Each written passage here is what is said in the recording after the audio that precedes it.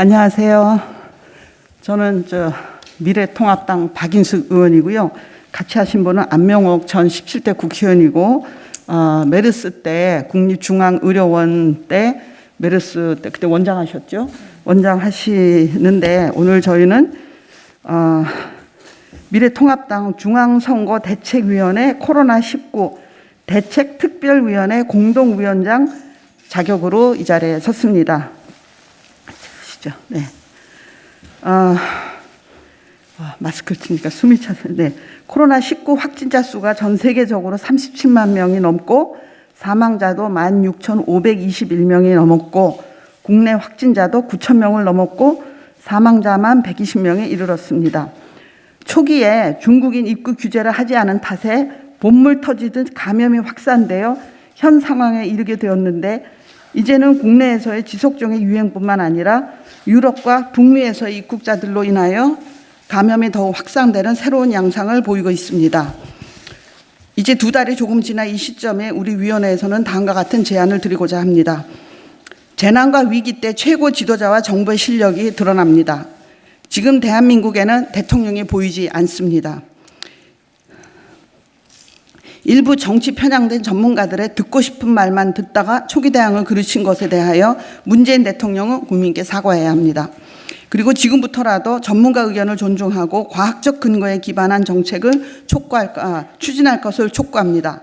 둘째, 외국인 입국을 한시적으로 차단하고 귀국하는 우리 국민은 국민보호 차원에서 적극적 조치를 취해야 합니다.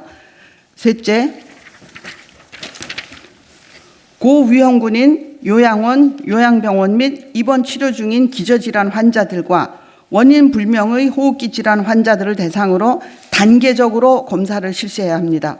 또한 확진자가 나온 병원의 전체 환자들과 의료진 대상 검사도 필요합니다. 넷째, 확진자들을 중증도에 따라 분류하여 중증 환자는 지정병원에서 치료하고 무증상 및 경증 환자들은 생활치료센터에서 격리하며 관찰하는 제도를 적극 시행할 것을 강력 촉구합니다. 또한 환자 급증에 따른 병상과 의료진 부족을 해결하기 위하여 중소병원까지도 적극 활용할 것을 건의합니다.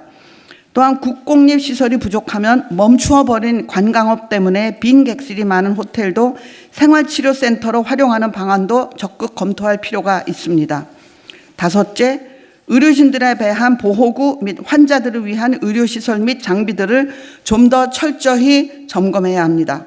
지역별, 병원별 음압병실, 중환자실, 인공호흡기 숫자를 파악하고 민관 합동 협력으로 인공호흡기 등 중환자 관리 장비 생산을 늘리는 선제적 조치를 취해야 합니다.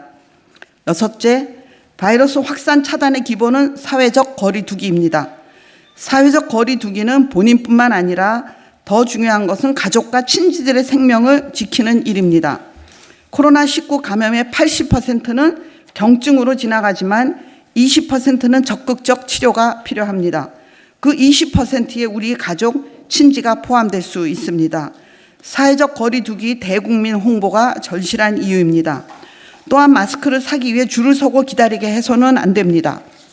7번째, 치료제와 예방 백신 개발을 위하여 정부의 파격적인 투자가 필요합니다. 여러 치료제들의 효능이 아직 확인되지 않았고 기대를 걸었던 약들도 그 효과가 아직 확실하지 않다고 합니다. 지속적인 임상 연구가 필요하며 관련 예산도 대폭 지원되어야 합니다.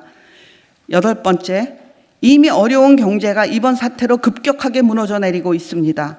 가장 큰 고통과 희생은 사회적 약자, 영세 자영업자, 일용직 근로자 등 하루 수입에 의존하는 분들입니다. 국가가 이들을 위한 최소한의 생계를 책임져야 합니다. 9번째, 지금 코로나19 사태에서 세계가 대한민국을 주목하고 있습니다. 우리나라에서 하는 일들이 본받을 점들이 많은 것으로 알려져 있습니다. 그런데 그 배경에는 목숨까지도 위협하는 의료 현장에서 의료진들, 의사, 간호사, 간호조무사, 의료기사, 진단기업 등 투철한 직업관과 희생정신을 가지고 환자들을 치료하는 분들이 계시기 때문입니다. 그런데 이런 분들에 대한 배려가 매우 부족합니다. 예를 들면 폐렴으로 사망한 안타까운 고교생의 PCR 검사와 관련해서는 영남대 병원의 유전자 검사 전체를 부정하는 모욕까지 주었고, 또한 집단 감염이 일어난 병원과 의료진을 고발하고 구상권 청구 등의 발상은 놀랍고 분노스럽습니다. 이들에게는 격려와 보상이 필요합니다. 징계가 아닙니다. 10번째, 유전체 염기 서열 분석을 하면 바이러스의 감염 경로를 밝힐 수 있습니다. 코로나19의 전체 유전체 염기 서열 분석 결과가 이미 전 세계에서 900개 이상 밝혀져서 유전체 정보 공유 데이터베이스가 공개되어 있는데 국내 분석 결과는 10여 개에 불과합니다. 질본에서 2월 초에 발표했고 더 이상 발표가 없습니다. 질본은 유전체 염기 서열 분석 결과를 유전체 정보은행 데이터베이스에 공개해야 합니다. 정보가 공개되면 유전자 정보 분석 전문가들이 그 결과를 분석해서 바이러스의 이동과 감염 경로를 밝혀줄 수 있는데 왜 안 올리는지 이해할 수 없습니다. 마지막으로 지나친 낙관론을 경계해야 합니다. 전 세계적인 대유행은 아마도 1년 이상 지속될 것입니다. 정부에서는 반복적으로 이번 주가 고비, 감염자 수가 줄어들고 있다라고 하면서 국민에 대하여 희망 고문을 해왔습니다. 냉철하게 봐야 합니다. 정치적으로 호도해서는 안 됩니다. 이 바이러스와의 전쟁은 장기전이 될 것입니다. 장기 플랜을 세워야 합니다. 치료약이나 백신이 나올 때까지 1년 이상이 걸릴 것이 예상되는데 그동안 중장기 대응 계획을 만들고 국민들께 알려 안심시키면서 적극적인 협조를 이끌어내야 합니다. 위기 극복의 가장 중요한 우선되는 필수 항목은 국민의 자발적인 협조입니다. 지금 우리나라에서 다행히 사망률은 낮지만 우리 의료기관에 수용할 수 있는 범위를 넘으면 사망률도 올라갈 수 있습니다. 모든 국민이 힘을 합해야 이겨낼 수 있습니다. 이 자리를 빌어 코로나19로 유명을 달리하신 120분과 그 가족 여러분들, 그리고 이 질환을 고통받고 계신 많은 분들께 진심으로 위로를 드립니다. 또한 이러한 재난과 같은 위기 상황에서도 우리의 일상생활을 유지할 수 있게 고생하고 있는 전국의 유통산업 종사자들과 택배기사, 배달원들, 여러분들의 노고에 진심으로 감사의 말씀을 드립니다. 감사합니다. 혹시 질문 있으면 받겠습니다.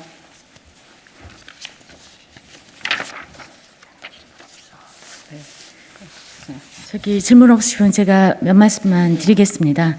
일단 모든 국민이 아시고 특히 여기 계신 정말 대한민국을 대표해서 와 계시는 우리 언론계에 종사하시는 여러분들은 더 잘 아시지만 제일 이 상황이 된 것에 제일 문제는 초기에 우리가 감염원을 차단하지 않았다라는 아주 정말 변할 수 없는 진실이 있고요.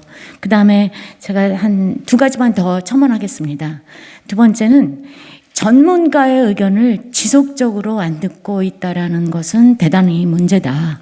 그래서 이 두 번째 문제가 지금이라도 해결을 해야 되는데 지금 대통령 옆에는 전문가들이 그 목소리를 낼 수 있는 사람들이 있는지 의문스럽습니다.